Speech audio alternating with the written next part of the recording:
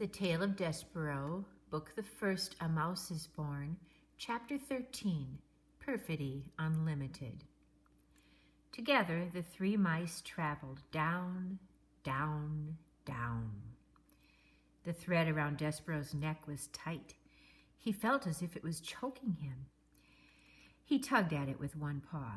"Don't touch the thread," barked the second hood. "Yeah," echoed the first hood. "Don't touch the thread." They moved quickly, and whenever Despereaux slowed, one of the two hoods poked him in the shoulder and told him to keep moving. They went through holes in the wall and down golden stairs. They went past rooms with doors that were closed and doors that were flung wide.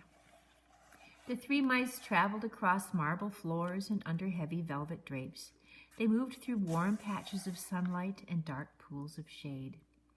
This, thought Despereaux, was the world he was leaving behind, the world that he knew and loved. And somewhere in it, the Princess P was laughing and smiling and clapping her hands to music, unaware of Despereaux's fate.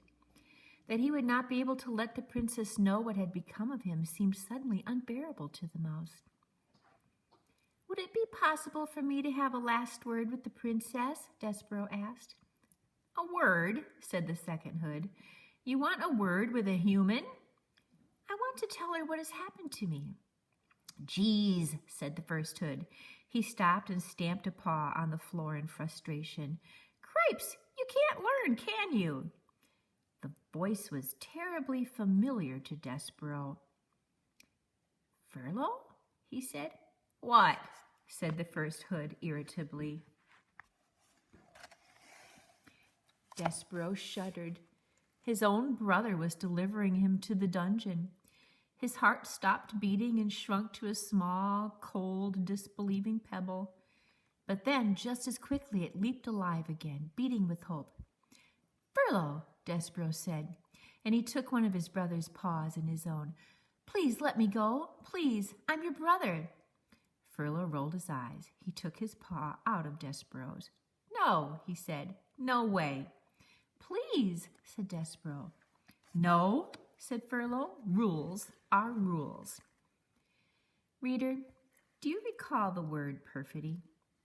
As our story progresses, perfidy becomes an even more appropriate word, doesn't it? Perfidy was certainly the word that was in Despereaux's mind as the mice finally approached the narrow, steep stairs that led to the black hole of the dungeon. They stood, the three mice, two with hoods and one without, and contemplated the abyss before them. And then Furlough stood up on his hind legs and placed his right paw over his heart. "For the good of the castle mice," he announced to the darkness, "we deliver this day to the dungeon a mouse in need of punishment. He is, according to the laws we have established, wearing the red thread of death." "The red thread of death?" repeated Despereaux in a small voice. Wearing the red thread of death was a terrible phrase, but the mouse didn't have long to consider its implications because he was suddenly pushed from behind by the hooded mice.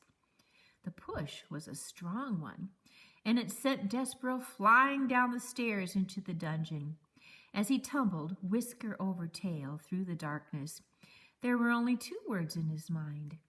One was perfidy, and the other word that he clung to was P. Perfidy, P, perfidy, P.